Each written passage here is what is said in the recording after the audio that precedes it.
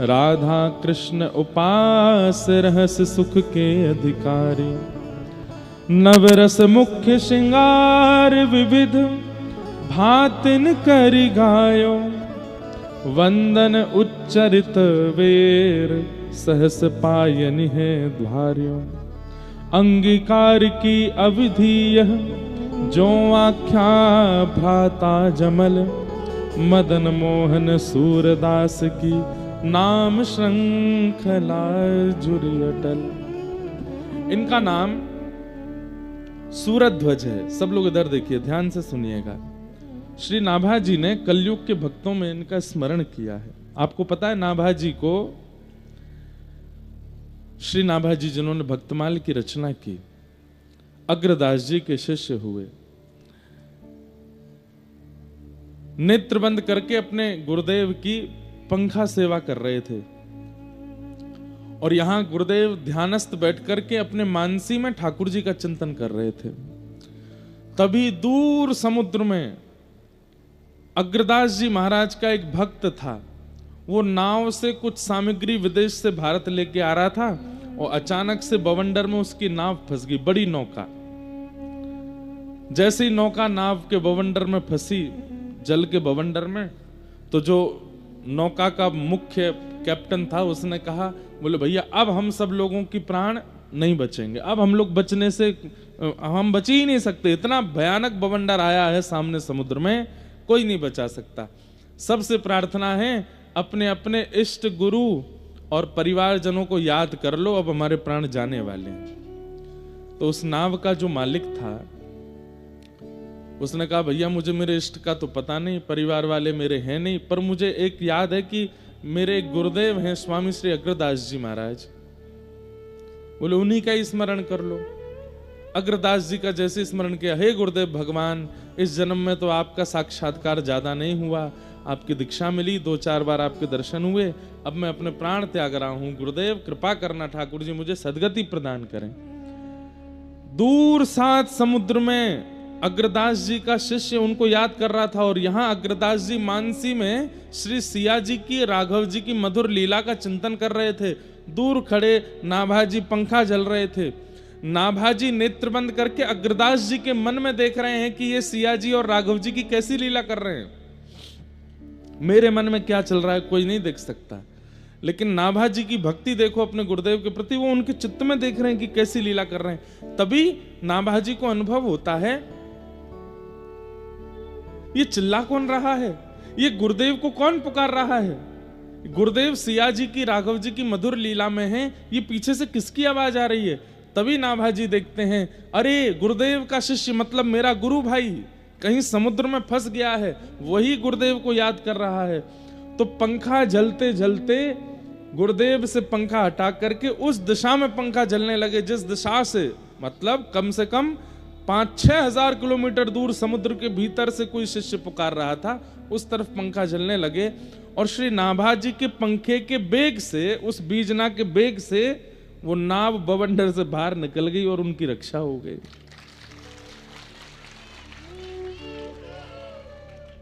अग्रदास जी महाराज को जब सेवा पूरी हुई तब उन्होंने चिंतन किया कि कौन शिष्य पुकार रहा था बीच में। तब जाके देखा तो वो एक शिष्य रो रहा था, उसकी नाव फंस गई थी। अचानक वो नाव उस बवंडर से बाहर निकल गई। कैसे? तब जब इसके भीतर झांक करके देखा तो उनको पता चला, अरे मैं तो सिद्ध हूं, ये मेरा भक्त तो मुझसे भी ज्यादा सिद्ध है। ये नाभाजी यहां खड़े खड़े पंखा जला करके उसको निकाल दिया वहां से। ए नाभाजी, ये योग्यता तुम में कैसे आई? गुरुदेव सब आपकी कृपा है। तो बोले इस योग्यता का फिर लाभ लो। क्या? हरि का यश तो बहुतों ने गाया, हरि भक्तों का यश गाओ। तुम्हारे चित्त में एक योग्यता है कि तुम नेत्र बंद करके किसी का भी दर्शन कर सकते हो। तो जाओ अपने भूतकाल में, और भूतकाल में जितने भक्त पृथ्वी पर हुए उन भक्तों का यश लिखो। गुरुदेव कैसी कृपा, ये कितनी बड़ी आज्ञा आपने दी। बोले मैं बैठा हूं, तुम लिखो। तब श्री नाभाजी ने भक्तमाल की रचना की और उसमें भक्तों के यश गाए। तो सतयुग के भक्त वहां से प्रारंभ किया। सतयुग के भक्त, त्रेता के भक्त, द्वापर के भक्त, कहां तक ने कलयुग के भक्तों का वर्णन किया। लेकिन इन्हीं भक्तों के चरित्र में जैसे ही वे वृंदावन के भक्तों का चरित्र लिखने का मन उनका बना, चित्रकूट के भक्त लिखे, अयोध्या जी के भक्त लिखे, भारत के अनेक जगह के भक्तों का वर्णन किया, लेकिन तभी नाभाजी का मन हुआ कि अब मैं वृंदावन के भक्तों का यश लिखूं। तो वृंदावन के भक्तों में सबसे पहले श्री हितरवंश महाप्रभु। जैसे ही वो चाह रहे थे कि अब होता क्या था कि भक्त जन उनके मन में आके प्रकट होते थे और प्रकट होके अपनी पूरी लीला उनको दिखाते थे, और तब श्री नाभाजी उनका चरित्र लिख देते थे। लेकिन वृंदावन के भक्त हृदय में नहीं आए ही नहीं। बहुत प्रयास किया, लेकिन वृंदावन के भक्तों ने चित्त में आगमन नहीं किया। तब श्री नाभाजी ने अपने गुरुदेव से कहा, गुरुदेव मैंने सारे विश्व के भक्तों का चरित्र लिख दिया, लेकिन ये वृंदावन के भक्तों का स्मरण क्यों नहीं हो रहा? ये चित्त में वृंदावन के भक्त क्यों नहीं आ रहे हैं? रस उपासना, श्री जी के चरणाश्रित भक्त मेरे चित्त में क्यों नहीं आ रहे हैं? तब श्री अग्रदास जी ने कहा, तुमने भक्तमाल लिखने से पहले दशावतार स्तुति गाई थी। ध्यान से सुनना, तुमने भक्तमाल लिखने से पहले 24 अवतार, दशावतार की स्तुति गाई थी, और उन अवतारों का वर्णन करते तो उन अवतारों के जो उपासक हैं वो सब तुम्हारे चित्त में आ गए। वृंदावन को भजने वाले 10 अवतार, 24 अवतारों के उपासक नहीं है, वो तो श्री जी के उपासक हैं। जब तक श्री जी को प्रणाम नहीं करोगे तब तक वृंदावन के भक्त नहीं आएंगे। तब अग्रदास जी महाराज बोले, नाभाजी तुम रुको, मैं श्री जी को प्रणाम करता हूं। और तब श्री अग्रदास जी ने श्री जी को प्रणाम किया। किशोरी जी का एक पद गाया, अब वो विषय बहुत लंबा होगा।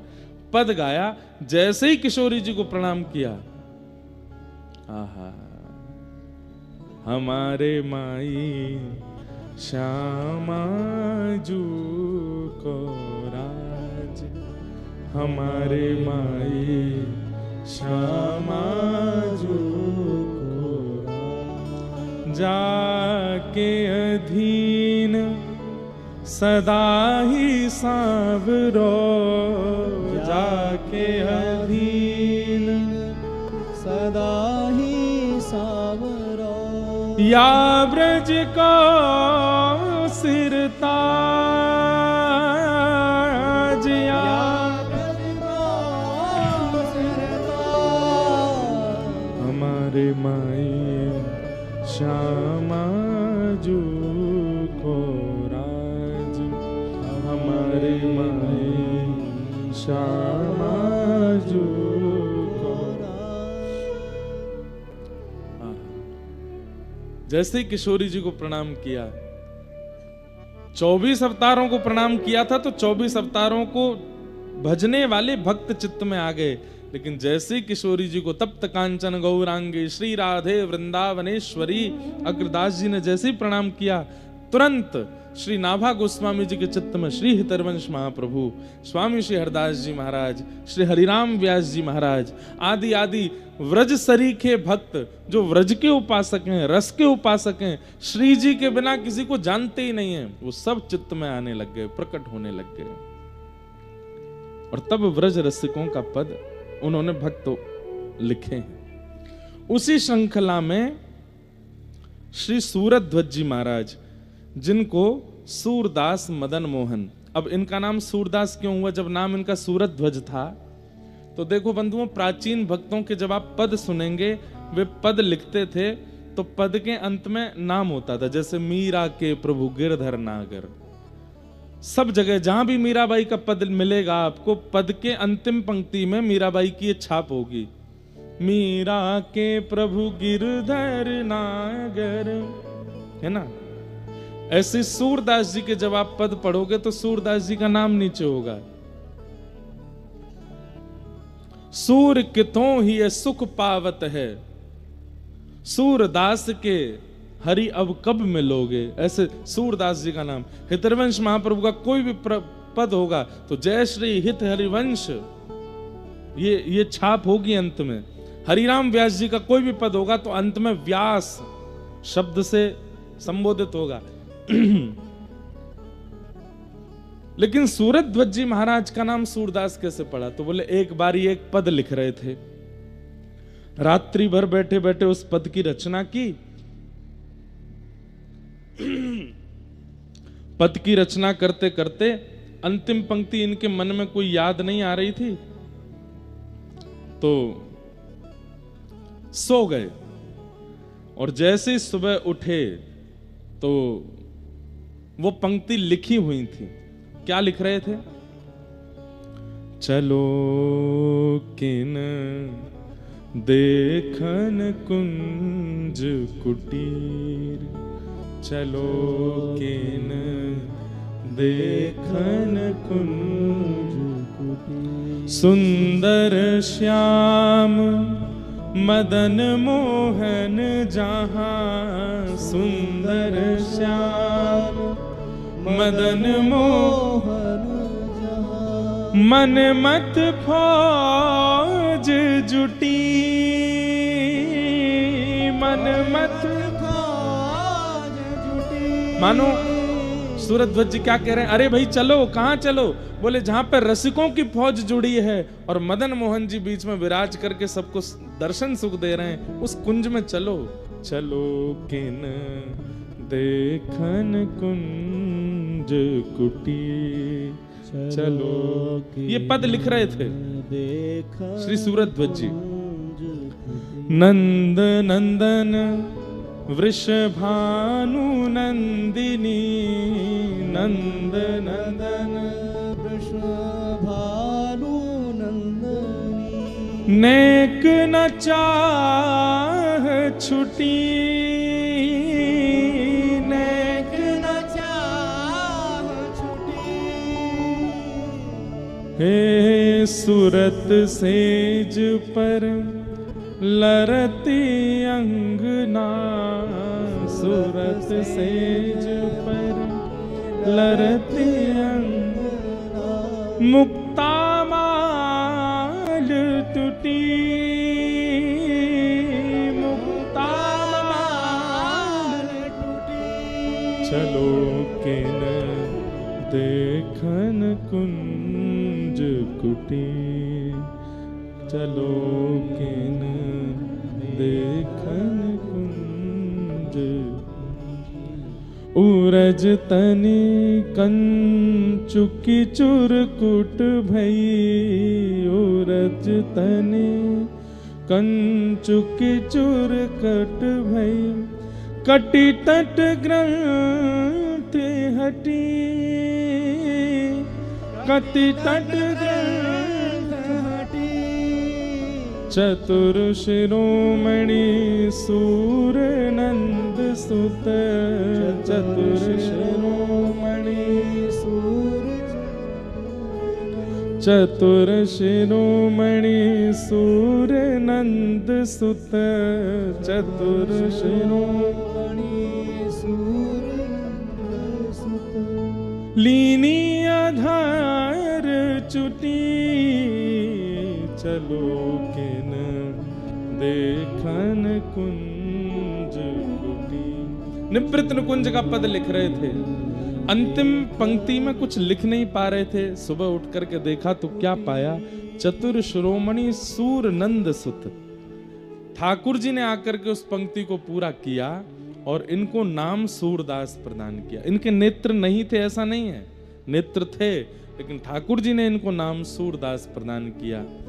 तो फिर इन्होंने मन में विचार किया कि सूरदास जी के पद और मेरे पद अगर कभी कोई पढ़ेंगे तो लोगों के मन में यह आ जाएगा कि भाई ये किसके पद है। तब इन्होंने सूरदास मदन मोहन अपने पदों की छाप में सूरदास मदन मोहन कहना प्रारंभ किया। तो ऐसे श्री सूरध्वज जी महाराज ये उत्तर प्रदेश में नैमिषारण्य के पास में एक स्थान पड़ता है, उस स्थान का नाम है संडीला। वहां के सूबेदार थे, संडीले में रहते थे। लेकिन वृंदावन के श्री मदन मोहन जी, वृंदावन के मदन मोहन जी जिनको सनातन गोस्वामी ने प्रकट किया, उनसे इनकी बड़ी प्रीति थी।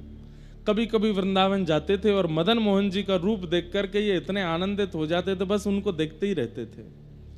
कहते हैं एक बार इन्होंने मदन मोहन जी की बड़ी याद आई, लेकिन कार्य में इतने व्यस्त थे कि वृंदावन नहीं जा पा रहे थे।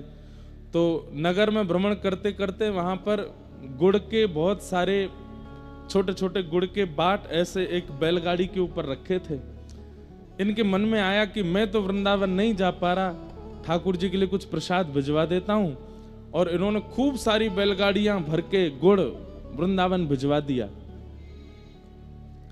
गुड़ बेचने वालों ने इनसे कहा कि भैया तुम जितने रुपए में यहां से गुड़ खरीद के और पूरा किराया देकर के वृंदावन भिजवा रहे हो, इतने में तो तुम एक व्यक्ति को कुछ धन देकर के वृंदावन भेज दो, वृंदावन से गुड़ खरीद के ठाकुर जी के मंदिर में दे देते हैं, इतना पैसा क्यों लगवा रहे हो।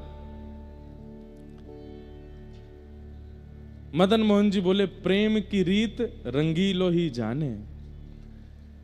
प्रेम ऐसा नहीं होता कि मेरा प्रेमी जहां रहता है चलो वहां से कोई सामान खरीद के उसके घर भिजवा दो। नहीं, प्रेम में तो अपनी निज सामग्री उसके यहां भिजवाई जाती है।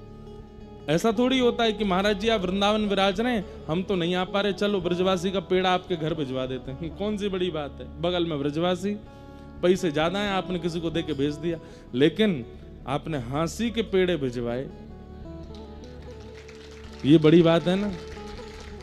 अब भाई हांसी का पेड़ा खरीदा गया, यहां से गाड़ी करी गई, यहां से कोई आदमी लेकर के गया, परिश्रम हुआ। भाई परिश्रम को ही प्रेम कहते हैं। जहां पर परिश्रम ना किया जाता हो, जहां श्रमित ना हुआ जाता हो, उसको प्रेम थोड़ी कहा जाता है। आजकल के युवाओं का जो प्यार है वो कैसा है, वो श्रम वाला प्यार नहीं है, श्रम वाला प्रेम नहीं है। उसमें परिश्रम नहीं करना चाहते, वो इजी वे ढूंढते हैं अपने प्रेम के इजहार के लिए। और ये इजी वे प्रेम में नहीं होता। सूरदास जी बोले कि हाँ, वृंदावन से यही गुड़ के अगर सामग्री में वृंदावन से खरीद के भिजवाऊं, मेरे 10 रुपया लगेंगे बस। उस समय की बात है, अकबर के समय की। लेकिन मैं संडीले से भेजूंगा, बैलगाड़ी में रख करके भेजूंगा, यहां से लोग चल करके जाएंगे, 2-3 दिन का मार्ग, बैलगाड़ियां धीरे धीरे चल के 3-4 दिन में पहुंचेंगी।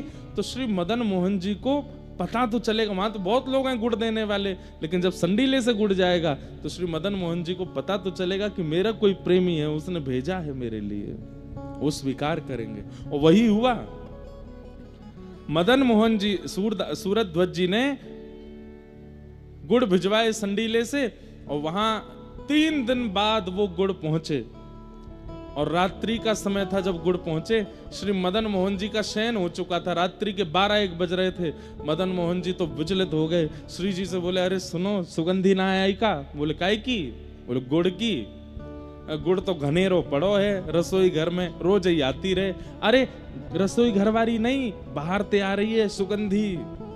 श्री जी बोली, हाँ आ तो रही है। बोले सूरत ध्वज ने भिजवाए संडी लेते।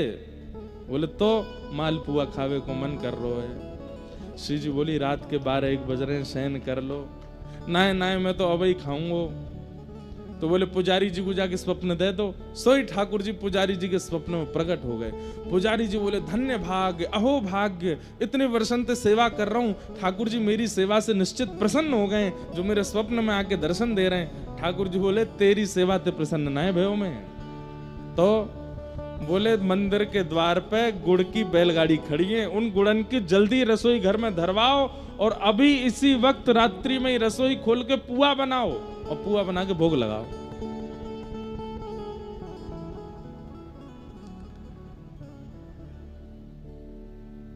पुजारी जी बोले, अच्छा तो मेरे प्रेम से नहीं रीझे हो आप? ठाकुर जी बोले, तो तू रीझ जाऊंगा, लेकिन तू पहले पुआ बनवा। तो पुजारी जी बोले, जय जय, नेक देर रुक जाओ, 4 बजे तक सो लो, फिर मैं उठ के बढ़िया बनाई दूंगा। और गुड़ तो बहुत धरो है, पहले पुराना जो रखो है बाकू प्रयोग में ले लेंगे, नए वाले को फिर धीरे धीरे लेते रहेंगे। तो ठाकुर जी क्रोधित हो गए और स्वप्न में ही डांटने लगे। बोले, देख तू सवेरे उठेगो, तुम रसोई जैसे स्नान करवे जाएगो, स्नान घर में गिर जाएगो, तेरा मूड फूट जाएगो, अब ही उठ के जा, और अबई आ वक्त जाए के भारत गुड़ लाए के मुकु पुआ बना, मुकु अबई पवा, मेरे प्रेमी ने भेजो है। यहां पर भक्तमाल टीकाकार एक इसमें बहुत सुंदर एक दृष्टांत दे रहे थे, मैं कल पढ़ रहा था। उसमें दृष्टांत में क्या लिखते हैं, बोले एक बार किसी प्रियसी ने अपने प्रेमी के लिए रेवड़ी भिजवाई। रेवड़ी जानते हो? रेवड़ी भिजवाई अपने प्रेमी के लिए। तो जैसे ही उस प्रेमी को किसी मित्र ने आके दिया, बोले सुन वो तेरी प्रियसी रहती है फलाने नगर में, बोले हाँ, उसने तेरे लिए देख रेवड़ी भिजवाई है। तो वो इतना खुश हो गया, उसको हृदय से लगा के रखे, तकिया के पास रखे, रोज एक खाता था उसमें से, मेरी प्रियसी ने भिजवाई है। एक दिन वो खा रहा था, रात्रि का समय था, उजाला था नहीं, तो ऐसे रेवड़ी मुंह में डाल डाल के खा रहा था, तो अचानक से मुंह में ना लग के नाक पे लगी रेवड़ी और वो गिर गई नीचे। तो अब वो इतना दुखी हो गया, अरे रेवड़ी गिर गई। तो उसने क्या किया, बोले दुकान पर गया, वहां से जाकर के सरसों का तेल खरीद के लाया, उसके बाद एक बाती खरीद के लाया, जलाया उसको, दिया सलाई से माचिस से जला करके, अब उसको लेकर के दिया लेकर के नीचे जमीन में ढूंढ रहा है वो रेवड़ी कहाँ है। एक और दिया जलाया, अपने 2-4 मित्रों को दिया, बोले तुम भी ढूंढो रेवड़ी। मित्र बोले रेवड़ी ही तो है भैया, तू 10-10 रुपया खर्च करके ये दीपक जला रहा है, तेल लेके आ रहा है, उसमें लौ लगा रहा है, इतने में तो नई कितनी रेवड़ियां आ जाएंगी। बोले तू नहीं जानता, ये मेरी प्रियसी ने भेजी है, वो एक भी कितनी कीमती है। अरे 10 रुपए की नई रेवड़ी खरीद लूंगा, लेकिन उसमें मेरी प्रियसी का हाथ तो नहीं है ना, ये मेरी प्रियसी की है, मैं तो यही ढूंढ के खाऊंगा। और ढूंढ करके उसने वो रेवड़ी झाड़ी फूंकी खा गया। आहा, मेरी प्रियसी ने भेजी। ऐसी ठाकुर जी, अरे मेरो प्रेमी है सूरध्वज, माने वहां से गुड़ भिजवायो है, अभी पुआ बनाओ। रात्रि 12 बजे पुजारी जी उठ के गए, स्नान ध्यान किया, पहली बार इतिहास में 1:30 बजे रात्रि में रसोई बनी, और रसोई में पुआ बने। 2 बजे ठाकुर जी के कपाट खुले और जाकर के ठाकुर जी को माल पुआ का भोग लगाया, प्रेम से ठाकुर जी ने पाया, और फिर जाकर के बोले अब जाके सो जाओ, अब सोऊंगा मैं तान दुपट्टा। और इन सब लीलाओं का दर्शन सूरध्वज जी को स्वप्न में हुआ। ठाकुर जी ने उनके प्रसाद को स्वीकार किया, प्रसन्न हो गए सूरध्वज जी। जय हो मेरे मदन मोहन लाल, आप कितना कृपा करते हैं मेरे ऊपर, कितना प्रेम करते हैं मेरे ऊपर। ऐसे श्री सूरध्वज जी का प्रेम श्री ठाकुर जी से अनंत बन गया। एक बार की बात, क्या वृंदावन आए थे, और वृंदावन में श्री मदन मोहन जी के मंदिर में खड़े होकर के सूरध्वज जी एक पद गा रहे थे। कौन सा पद? मेरी गति तू ही अनेक तोष पाऊं, मेरी गति तू ही अनेक तोष। बहुत सुंदर पद है, शब्द सुनिएगा, आपको पता चलेगा क्यों ठाकुर जी रीझ रहे हैं इनसे। इनकी शब्दावली तो देखो। मेरी गति तू ही अनेक तोष पाऊं, मेरी गति तू ही। सब लोग गाइए। चरण कमल नख मणि पे विषय सुख, चरण कमल नख मणि, चरण कमल नख मणि पे विषय सुख, चरण कमल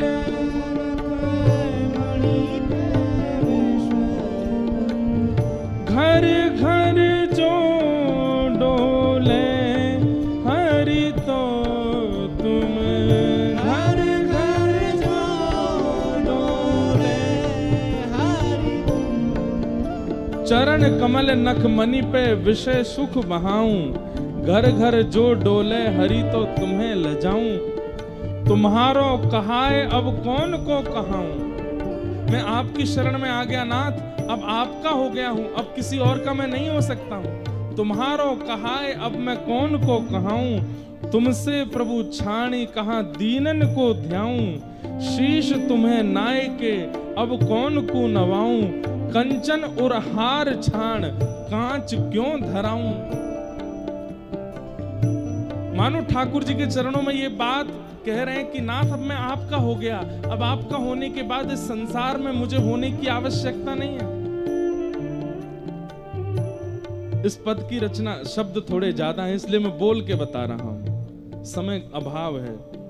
तुम्हारो कहाए अब कौन को कहाऊं, तुमसे प्रभु छाणी कहां दीनन को ध्याऊं, शीश तुम्हें नाय के अब कौन को नवाऊं, कंचन और हार छाण कांच क्यों पहनाऊं। और तब क्या कहते हैं, शोभा सब हानि करे जगत को हंसाऊं, हाथी ते उतर के गधा क्यों चढ़ाऊं।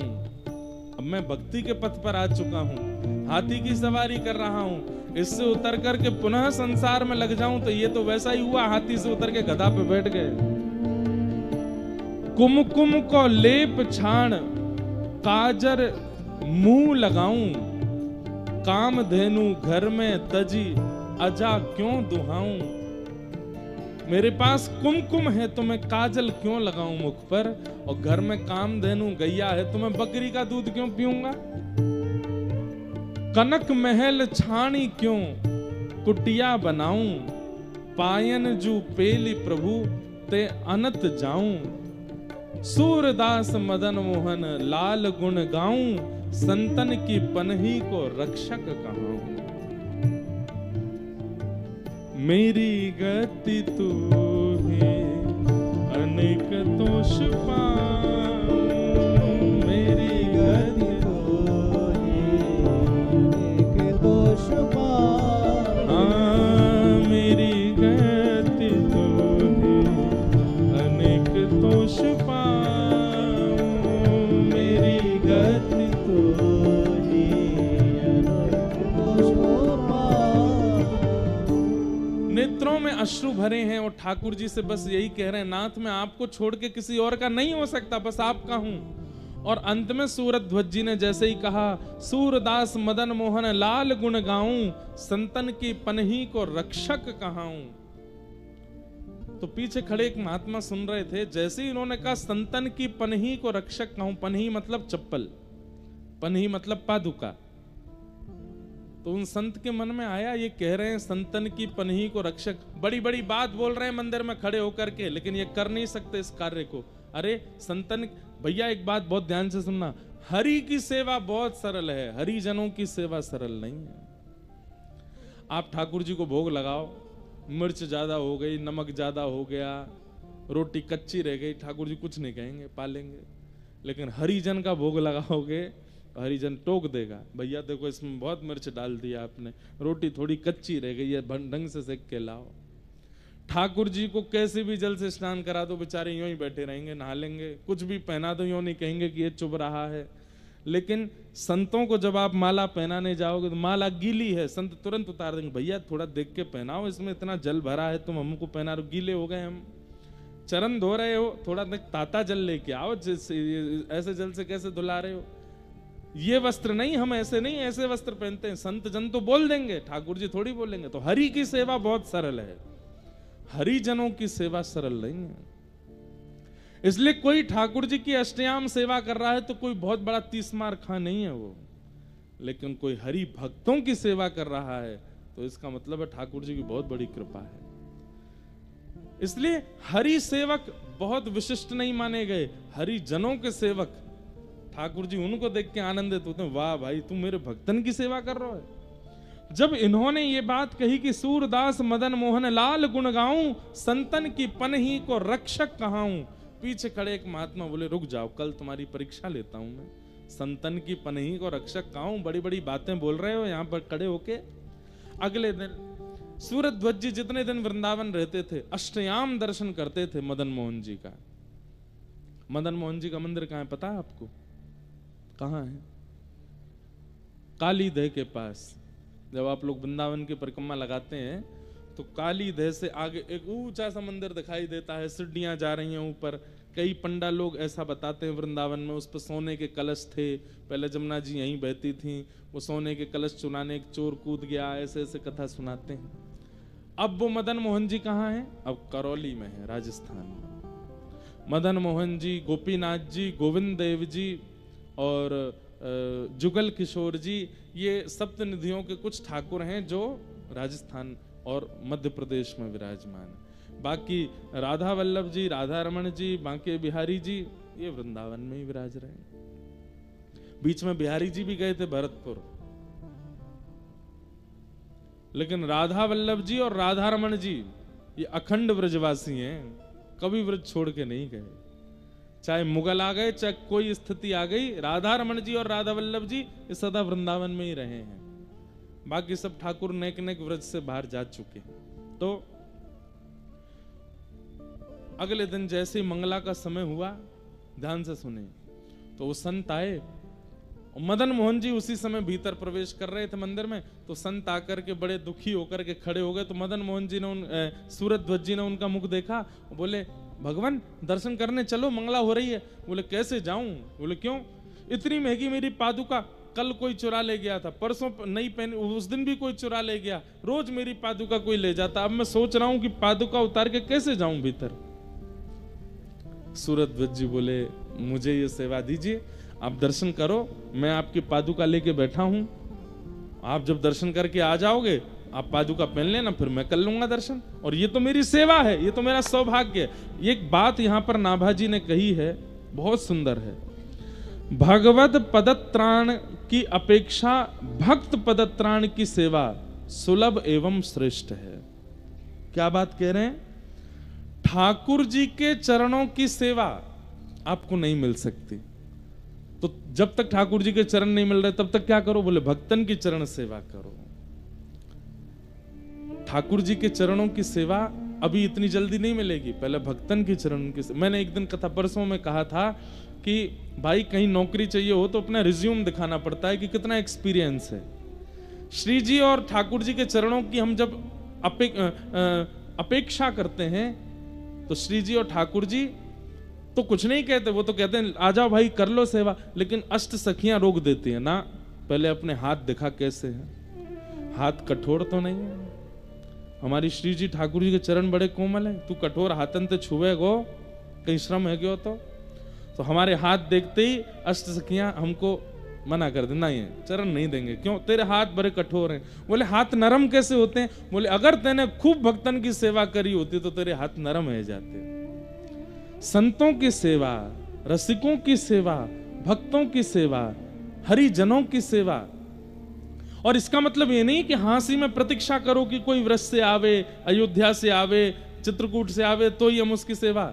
हम तो कह रहे हैं आप अगल बगल में जो ये बैठे हैं सब हरिजन हैं, सब हरि भक्त हैं जो कथा में आए हैं। बैठे बैठे उनके ही चरण दबाते रहा करो। आप कथा सुन रहे हो भैया, वो कहे अरे भैया मत दबाओ, तो तुझे कौन कह रहा? तू मेरे दबा, मैं तेरे दबाऊं? हाँ, दोनों एक दूसरे के दबाते रहो। ऐसी हरि सेवा। जैसे ही बगल वाला श्रोता उठ के खड़ा हो कथा के विश्राम में, उसके नीचे की रज थोड़ी माथे से लगा लो, उसको पता ना चले, उसको अभिमान हो जाएगा, देखो मेरी भक्ति से रीच के मेरी सेवा कर रहा है, पर ये आपके लिए बताया जा रहा है। हरि जनों की सेवा का मतलब कोई जरूरी नहीं कि व्रजवासी हो, अयोध्यावासी हो, चित्रकूटवासी हो, जगन्नाथपुरी वासी हो, द्वारिका वासी हो। कोई भी जो हरि कथा में रुचि रखता है, हरि सेवा में रुचि रखता है, वो सब हरि जन है, उनकी सेवा करो। बगल में बैठे किसी को प्यास लग रही है, आपने पानी पिला दिया। अभी कई लोग हैं अपने पंखा कर रहे हैं, बगल वाले करो तो गर्मी नहीं लगे। अरे भैया नहीं, तो तू मेरी करना, मैं तेरे कर रहा हूं, तू मेरी कर। दोनों एक दूसरे की सेवा करो। हरि जनों की सेवा, इससे क्या होता है? आपका रिज्यूम अच्छा होगा। ये जब ललिता विशाखा श्री जी की सेवा में लेने से पहले आपको देखेंगे तो समझ जाएंगे, ओहो हरिजनों की बड़ी सेवा करी है, यानी ये ठाकुर जी की स्पर्श का अधिकारी है, तब ठाकुर जी की सेवा में लेते हैं। तो एक और बात यहां पर नाभाजी ने बहुत अच्छी लिखी है कि ठाकुर जी की सेवा का फल क्या है? ठाकुर जी के भक्तों की सेवा मिलना, ये ठाकुर जी की सेवा का फल है। समझ में आई बात? जिसने अपने ठाकुर की खूब सेवा करी होगी उसी को अपने जीवन में किसी हरि भक्त की सेवा करने का अवसर मिलेगा। कितनी बड़ी बात है।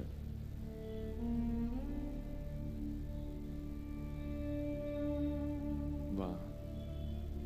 और ठाकुर जब सेवा से प्रसन्न होते हैं तब अपने भक्त की सेवा देते हैं, और उस भक्त की सेवा जब वो जीवित अवस्था में करता है, मृत्यु के पश्चात जब उसको निकुंज की प्राप्ति होती है, तब ठाकुर जी अपने नित्य लीला विहार में उसको अपनी चरण सेवा प्रदान करते हैं।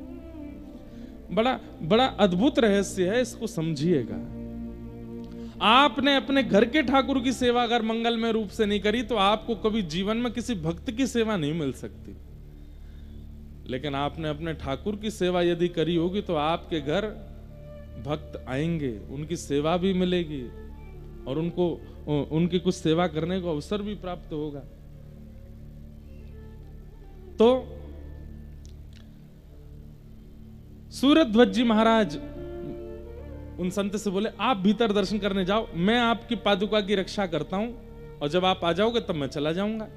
संत बोले, नहीं नहीं नहीं, तुम्हारा नित्य का मैं देख रहा हूं 3 दिन से, तुम सुबह मंगला दर्शन और फिर श्रृंगार दर्शन और फिर ग्वाल दर्शन, बाल भोग दर्शन और सब राजभोग दर्शन, उत्थापन दर्शन, अष्टयाम दर्शन करते हो, मेरे कारण तुम्हारे दर्शन छूटेंगे। अरे नहीं, आप जाइए ना, आप दर्शन करिए, मंगला छूट जाएगी तो मैं अगला श्रृंगार दर्शन कर लूंगा, आप जाओ।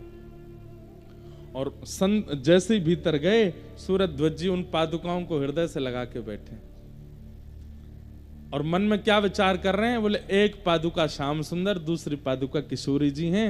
आज तक तो ठाकुर जी दूर से दिखते थे, लेकिन आज मेरे हृदय से लग गए हैं। और लेख करके बस रोने लगे, मेरे प्रिया प्रियतम दोनों मेरे हृदय से लगे, खूब रोए अपने हृदय से लगा करके। वो संत भीतर गए, वो तो परीक्षा लेने आए थे, मंगला के दर्शन करके भीतर ही खड़े रहे, बाहर आए ही नहीं। घंटा 1.5 घंटा बाद श्रृंगार का दर्शन खुल गया, संत बाहर आए ही नहीं, भीतर ही बैठ गए। बोला, आज देखता हूं, बड़ा कहते हैं संतन की पनही को रक्षक कहाऊं, कभी तो चिढ़ेगा, कभी तो परेशान होगा, चिल्ला करके बोलेगा कि निकलो बाहर, कहां अंदर बैठ गए हो। लेकिन सूरध्वज जी तो बस ऐसे ही बैठे हैं। धीरे धीरे उजाला हो गया, धूप तेज हो गई, श्रृंगार का दर्शन, बाल भोग का दर्शन, ग्वाल का दर्शन, राजभोग तक आ गया। 12 बज गए दोपहर के, सूरध्वज जी ऐसे ही बैठे। मंदिर बंद हो गया, संत जी अंदर ही सो गए। 4 बजे पुनः उत्थापन हुआ, उत्थापन होते ही देखा तो बाहर अभी भी ऐसे ही बैठे हैं। थोड़ी और परीक्षा ले लूं, औलाई हो गई, ब्यारू हो गया, शयन के दर्शन हो रहे हैं, लेकिन अभी भी सूरध्वज जी ऐसे ही बैठे।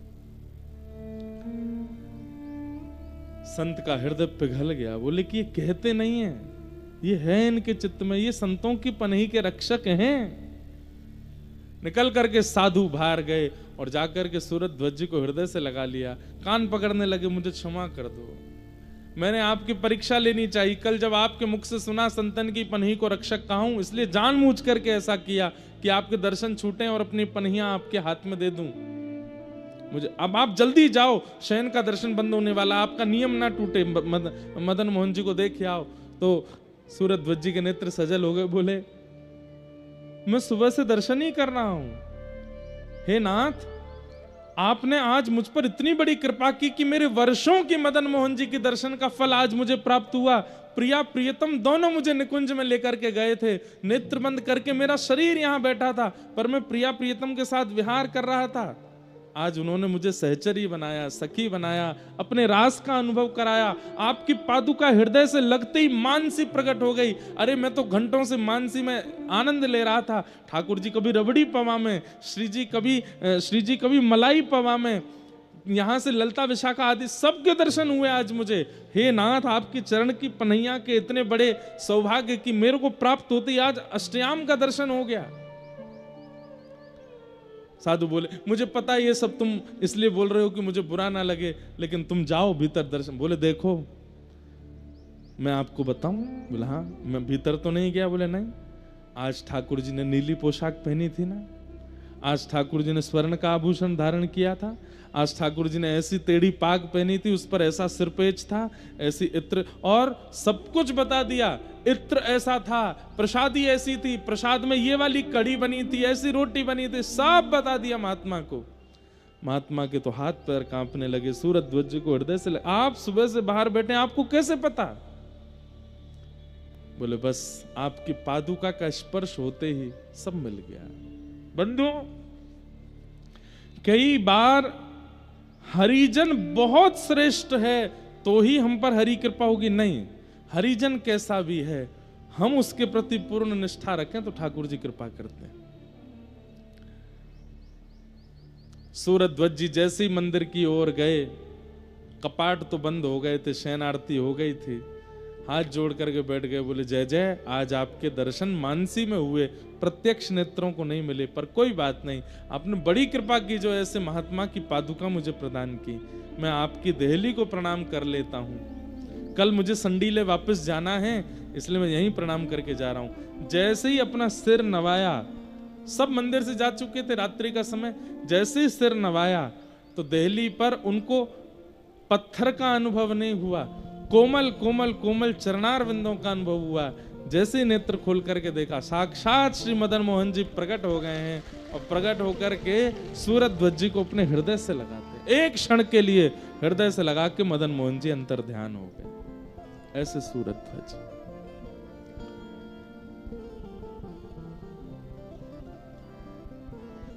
हरिजनों की पादुका की कैसी कृपा सूरध्वज जी के ऊपर हुई।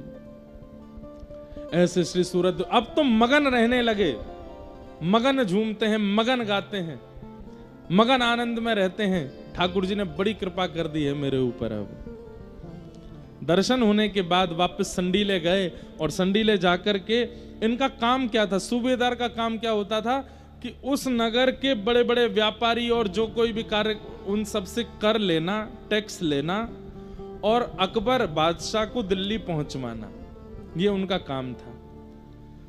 इस बार संडीले गए, साल भर का जितना भी कर लिया था पूरे नगर से, वो सब कर बक्सों में जमा करके दिल्ली भिजवाना था।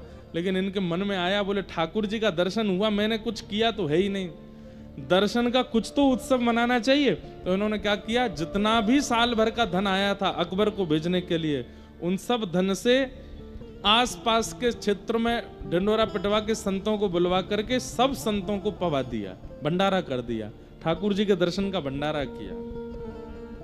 और यहां दिल्ली से लोग आ गए थे बादशाह के कि भाई साल भर का जो कर है वो दो। तो इन्होंने सारे बक्सों में पैसे तो खर्च कर दिए, संतों को पवा दिए, तो इन्होंने पत्थर भर दिए और पत्थर भर के उनके ऊपर एक पत्र लिख करके उस पर लिख दिया, 13 लाख संडीले उपजे सब संतन मिल गटके। 13 लाख संडीले उपजे सब संतन मिल गटके। और आधी रात सूरध्वज वृंदावन को सटके। सब दे करके अकबर को बोले अब अकबर हमको जान से मारेगा। सब भिजवा करके और अपने सूबेदार की पदवी पर प्रणाम करके सीधे वृंदावन भाग गए। वृंदावन पहुंच गए। यहां जैसे ही लोग बाग आए, बोले महाराज संडीले का पूरा साल भर का कराया है। अकबर बोले खोल के दिखाओ। देखा तो पत्थर थे।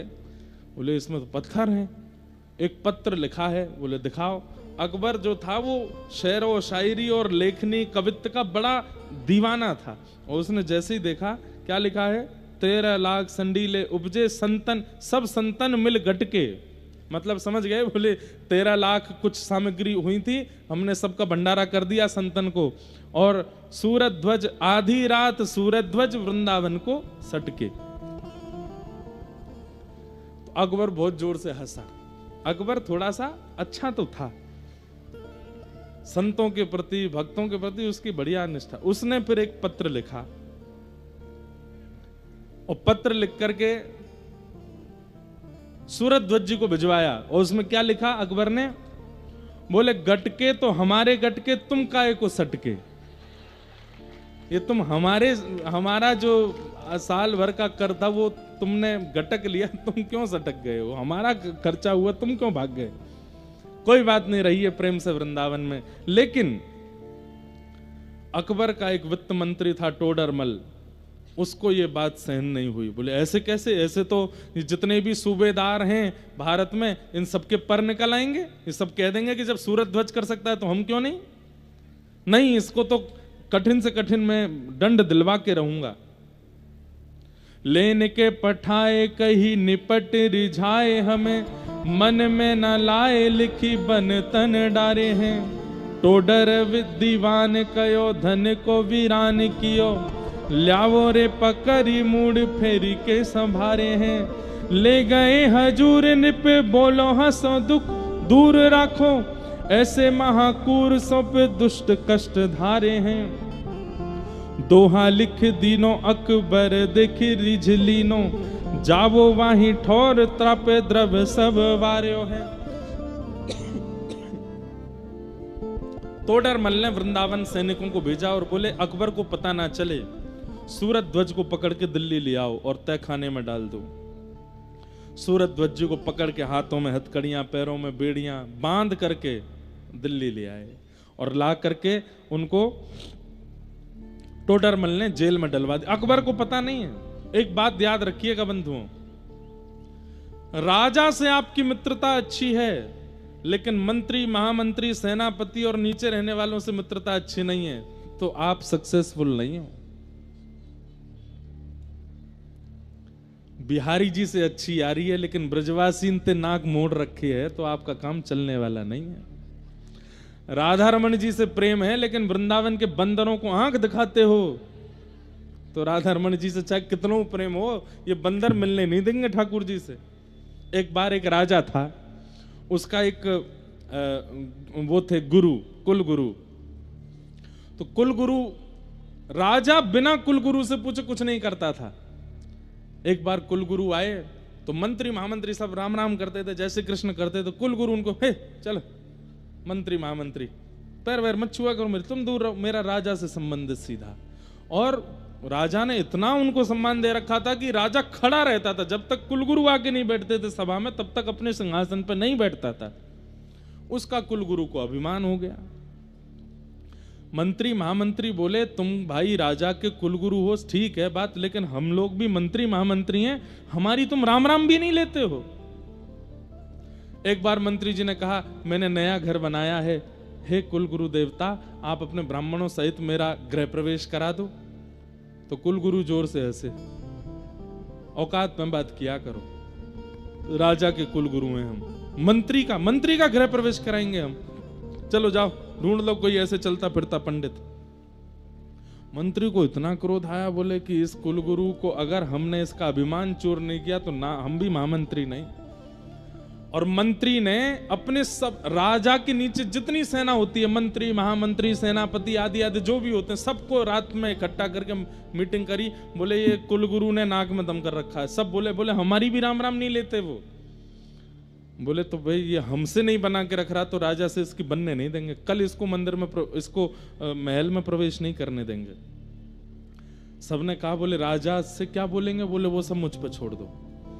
अगले दिन कुलगुरु आए तो बाहरी सब खड़े हो गए। कुलगुरु बोले रास्ता दो भीतर जाना है। बोले बिल्कुल नहीं जाने देंगे, पहले हमसे राम राम बोलो। कुलगुरु बोले बिल्कुल नहीं बोलूंगा। बोले नहीं बोलोगे? बोले नहीं बोलेंगे। तो बोले हम भी अंदर नहीं जाने दे रहे।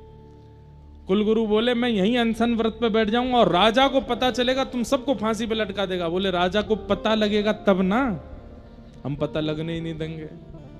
वो अनशन पे बैठे तो सारी सेना उनको उठा करके ले गई, दूर जंगल में जाके फेंक आई,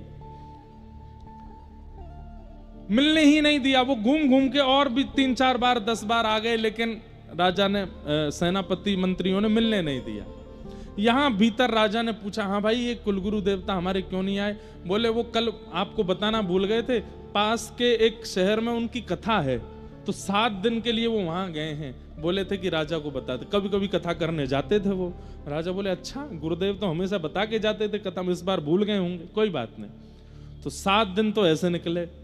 8वां दिन आया, राजा बोले गुरुजी की कथा हो गई होगी, वो आए नहीं। तो मंत्री रोते रोते बोला क्या बताएं, कल कथा करके लौट रहे थे? बोले हाँ, रास्ते में ही हृदय गति रुक गई उनकी, पधार गए गुरुजी। गुरुजी तो वैकुंठ चले गए। राजा इतना रोया, मेरे गुरुदेव पधार गए? बोले हाँ, मुझे जल्दी लेके चलो, मुझे उनके अंतिम संस्कार में जाना है। बोले नहीं नहीं भगवान आप नहीं जा सकते। बोले क्यों? बोले वो कुलगुरु अपनी उसमें लिख करके गए थे कि मेरे प्राण निकलने के 24 घड़ी के अंदर अंदर मेरा अंतिम संस्कार कर देना, नहीं तो मैं प्रेत बन जाऊंगा। इसलिए आपको बिना बताए उनका संस्कार हो गया। मैं अपने गुरुदेव का अंतिम दर्शन नहीं कर पाया। मंत्री बोला कोई बात नहीं, मैं उनकी अस्थियों की राख लाया हूं, आपके माथे से लगा दूं।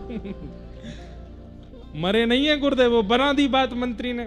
बोले लाओ, राख को माथे से लगा ले। खूब रोया, रानी को बुला, राजकुमार, सबके माथे से वो राख लगाई। हमारे गुरुदेव की रज है। मेरे गुरुदेव चले गए। शोक सभा भी कर दी राजा ने घर पे। लेकिन राजा का नियम था, हर महीने में एक बार वो यात्रा पर निकलता था पूरे नगर की। तो गुरु जी को मिलने तो दिया नहीं, सेना पूरी लगा रखी थी मंत्री ने चारों तरफ, गुरु भीतर नहीं आना चाहिए बस। रात में गुरुजी ने मंत्री से बोल दिया, तू मुझको रोक रहा है, पिछले 15 दिन से देख रहा हूं, लेकिन कल राजा सभा में निकलेगा, यात्रा, तब तो मिलेगा मुझसे। मंत्री बोले, आपको जितना मन करे आप करके देख लो, हम आपको मिलने ही नहीं देंगे राजा से। तो पंडित जी जो हैं, कुल गुरु जो हैं, वो एक पेड़ पर चढ़ करके बैठ गए। जिस रास्ते से वो यात्रा जाती थी, बोले पेड़ के ऊपर से ही चिल्लाऊंगा, आवाज करूंगा, राजा को दिख जाऊंगा, इन सबको दंड दिलवाऊंगा। जैसे ही राजा निकले तो मंत्री आए। मंत्री आकर के कुछ ऐसा टोना टोटका सा करने लगे राजा के ऊपर। बोले ये क्या कर रहे हो?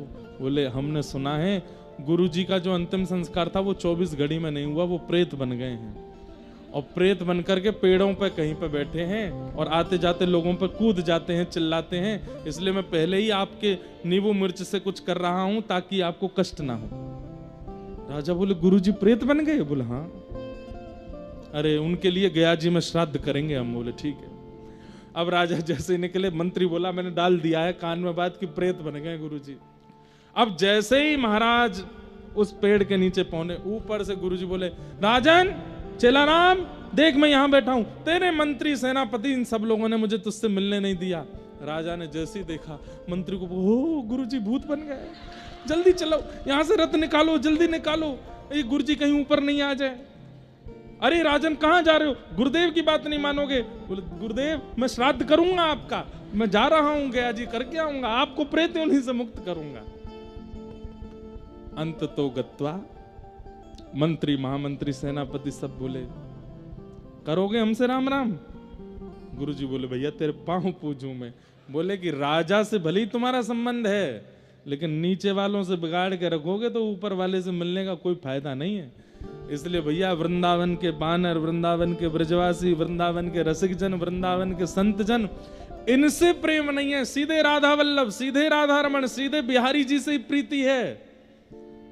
तो फिर देख लेना ये मिलने नहीं देंगे अगर निकुंज में पहुंच भी गए तो। इसलिए एक बार को राधा वल्लभ जी का दर्शन ना हो चलेगा, राधा रमण जी का दर्शन ना हो चलेगा, बिहारी जी का दर्शन ना हो चलेगा, बंदरों को केला खिलाएंगे, संत जनों की सेवा करेंगे, ब्रजवासियों से खूब प्रेम से मिलेंगे, खूब आनंद करेंगे, नीचे वाले इनको प्रसन्न रखेंगे ताकि ऊपर वालों अपने आप राजी आ जाए। लेकिन नीचे वाला राजी होता है तो ऊपर वाले से मिलवा ही देता है। अगर प्रधानमंत्री आपका मित्र है तो आप उससे नहीं मिल पाओगे, लेकिन प्रधानमंत्री का पीए आपका मित्र है, पूरा शेड्यूल बता देगा, 5 बजे यहाँ रहेंगे, 6 बजे यहाँ रहेंगे, 7 बजे वहां रहेंगे, 8 बजे चाय पियेंगे, वहीं आ जाइए, मिलवा दूंगा मैं। पीए मिलवा देगा, प्रधानमंत्री नहीं मिलेगा। आपका कोई बहुत बड़ा मित्र अधिकारी बन गया हो तो आपने भी अनुभव किया होगा, नहीं मिलता वो। अधिकारी का जो सेक्रेटरी है उससे मित्रता कर लो, वो मिलवा देता है। ठीक वैसे भैया इस संत जन ठाकुर जी के सेक्रेटरी हैं, हरिजन ठाकुर जी के सेक्रेटरी हैं, इनसे प्रेम बना करके रखो। राधिका रानी जी, वृषभानु दुलारी जी, राधिका रानी जी, वृषभानु दुलारी जी, ओ सुन लो अरज हमारी हमारी, रहूं ब्रज रज को उपास उपासी, रहूं ब्रज रज उपासी, रहूं ब्रज रज को उपासी उपासी, मंगला उठ यमुना जाऊं। मंगला यमुना तट जाऊं। हे मंगला उठ यमुना तट जाऊं। ओ मंगला उठ यमुना तट जाऊं। प्यारे राधा वल्लभ की झांकी पाऊं। प्यारे राधा वल्लभ की झांकी पाऊं। ओ प्यारे राधा वल्लभ की झांकी पाऊं। प्यारे राधा वल्लभ की झांकी पाऊं। बरसाने वारी जे कीरत सुत प्यारी जे। बरसाने वारी जे कीरत सुत प्यारी जी। ओ सुन लो वरज हमारी हमारी। रहूं ब्रज रज को उपासी उपासी। ब्रज रज को उपासी रहूं ब्रज रज को उपासी उपासी। ब्रज रज करताल बजा के गाओ भाव से। हे राधिका रानी जी वृषभानु दुलारी जी। राधिका रानी जी वृषभानु दुलारी जी। ओ सुन लो अरज हमारी हमारी। रहूं ब्रज रज को उपासी उपासी। रहूं ब्रज रज को पास। हे उपासी। रहूं ब्रज रज को उपासी उपासी। रहूं रहूं ब्रज रज बोलो वृंदावन बिहारी लाल की।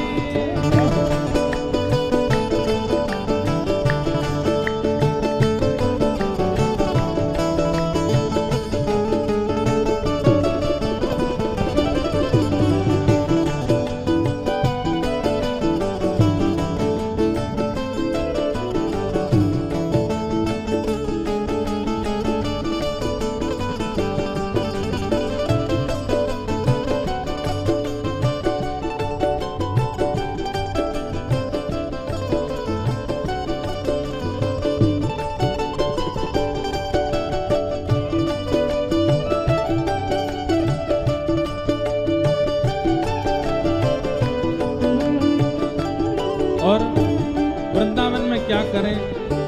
ओ ब्रजवासिन के मधुकर पाऊं। ब्रजवासिन के मधुकर ब्रजवासिन के मधुकर पाऊं। ब्रजवासिन प्यारे राधा रमण से नैन लगाऊं। राधा रमण से ओ प्यारे राधा रमण संग नैन लगाऊं।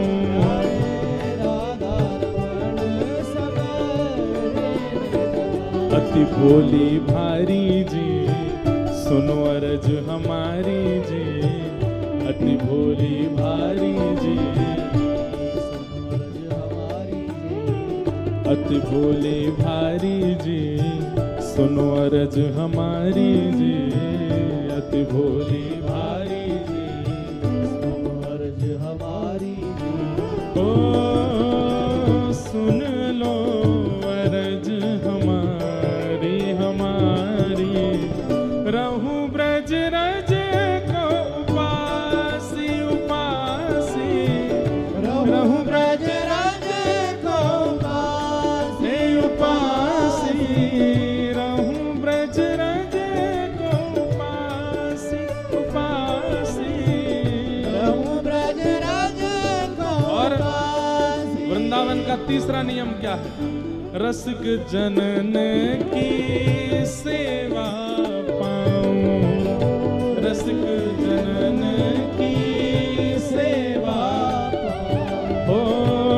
रसिक जनन की सेवा पाऊं। रसिक जनन की सेवा पाऊं। प्यारे कुंज बिहारी के दर्शन पाऊं। प्यारे कुंज बिहारी के दर्शन पाऊं। प्यारे रसिक बिहारी के दर्शन पाऊं। प्यारे रसिक बिहारी के दर्शन ऊंचे महलन वारी जी वृषभानु दुलारी जी। ऊंचे महलन वारी जी। और एक बात और बोलो, ऊंचे महलन वारी जी गिरधर की प्यारी जी। ऊंचे महलन वारी जी गिरधर की प्यारी ओ सुन लो अरज हमारी हमारी। रहूं ब्रज रज को उपासे उपासे। रहूं ब्रज रज को उपासे उपासे। रहूं ब्रज रज को उपासे उपासे। श्री सूरत ध्वज जी को पकड़ करके ले गए और वहां एक दस्तम खां नामक, अब खड़े रहो, अभी बैठो नहीं, खड़े खड़े सुन लो, 10 मिनट की कथा और है। कीर्तन करते हुए हम निकलेंगे, हमको जल्दी पहुंचना है। तो दस्तम खां नामक एक बड़ा क्रूर जेलर था, उसके हवाले कर दिया। वो इनको इतना मारता था, इतना प्रताड़ित करता था कि हाँ श्री जी, हाँ मदन मोहन कह करके रोते थे। इन्होंने 6 महीने तो उसकी मार सही। उसके बाद कहा कि मैं अकबर को कुछ लिख दूं। तो जानते तो थे कि अकबर जो है वो लेखनी का बड़ा रसिक है। तो इन्होंने अकबर को एक पंक्ति लिख करके भेजी। क्या लिखा? एक तम अधियारो करे शून्य दई पुण्य ताही। दस्तम ते रक्षा करो दिनमणि अकबर शाही। क्या कह रहे हैं? बोले कि भैया एक तम, तम कहते हैं अंधेरा को, एक तम जो है उसको उजाला कर देता है एक मणि। लेकिन यहां तो आपने मुझे 10 तम के हवाले कर रखा है। ये 10-10 अंधेरे एक साथ मेरे को घेरे बैठा, इतने प्रताड़ित करता है। हे अकबर, आप तो उजाले हो साक्षात, कृपा कर इससे मेरी रक्षा करो। अकबर ने जैसे ही पत्र पढ़ा, अब उसको जब साक्षात मणि का रूप बताया, अकबर ने तुरंत कहा, बोले सूरत ध्वज जी को खोल दो। और सूरत ध्वज जी को पत्र लिख करके अकबर ने क्या लिखा?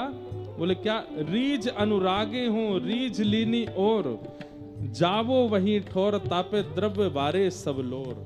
बोले भैया हम तुमसे बड़े रीझ गए, अब तुम वहीं चले जाओ। बोले कहाँ चले जाओ? जिस पे तुमने हमारे वो संडीले साड़े उड़ा दिए थे, उन्हीं की शरण में चले जाओ।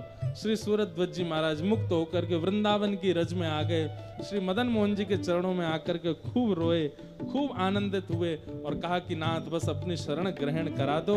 बस ऐसा कहते कहते सूरत ध्वज जी एक दिन ठाकुर जी के सुंदर रास पूर्णिमा का दिन था, शरद पूर्णिमा के दिन रास का अनुभव करते करते ठाकुर जी में विलीन हो गए।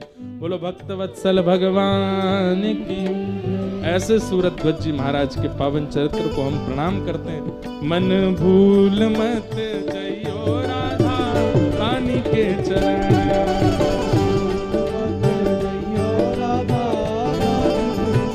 मेरे मन भूल मत जइयो राधा रानी के चरण।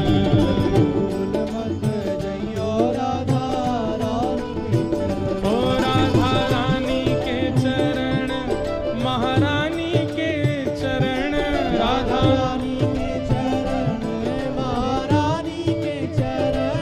श्यामा प्यारी के चरण, राधा रानी के चरण।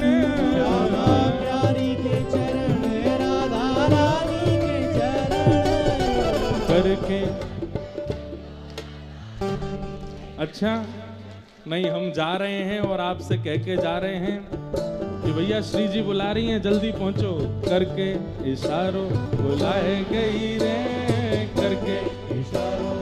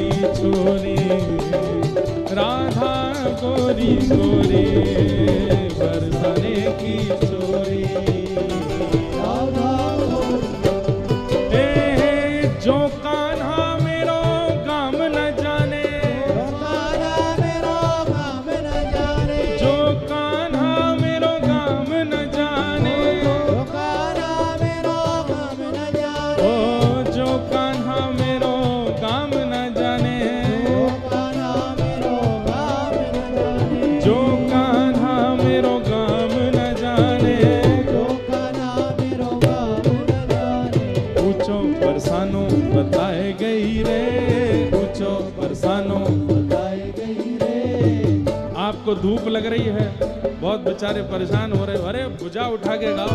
ऊंचो बरसानो बताए गई रे, ऊंचो हाँ ऊंचो बरसानो बताए गई रे, ऊंचो बरसानो बताए गई। कौन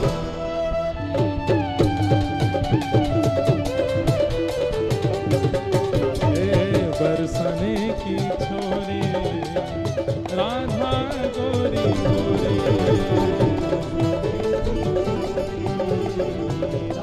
गाओ जय राधे राधे जय राधे राधे, वृषभानु दुलारी कीरत सुत प्यारी, हमारी प्यारी वृंदावन वारी, श्री कृष्ण प्यारी बरसाने वारी, जय राधे राधे श्री राधे राधे, जय राधे राधे श्री राधे राधे, जय जय श्री राम, जय जय श्री राम, जय जय श्री राम। पूछरी के लौटा की हो। आप सबको बहुत बहुत प्रणाम। जय श्री कृष्ण, जय सिया राम। हमारे माधव जी को और लक्ष्मण चौतरा मंदिर के समस्त सेवकों को बहुत बहुत प्रणाम करते हैं और बस आपसे प्रार्थना करते हैं कि जरूर हम पुनः मिलेंगे। पुष्करणी व्रतोत्सव 31 वर्ष से निःशुल्क बट रही है, आप सब लोग इसको ले सकते हैं। सबको बहुत बहुत प्रणाम। अब हमारी स्थिति थोड़ी आप लोग समझिएगा। एक मिनट सुनो सुनो सुनो सुनो। अब हम यहीं से प्रस्थान करेंगे, हमारी फ्लाइट छूट जाएगी। आप सबको बारंबार प्रणाम करते हुए आप सबको जय श्री कृष्ण, जय सिया राम, जय श्रीमन नारायण, जय जय श्री राधे। आरती बा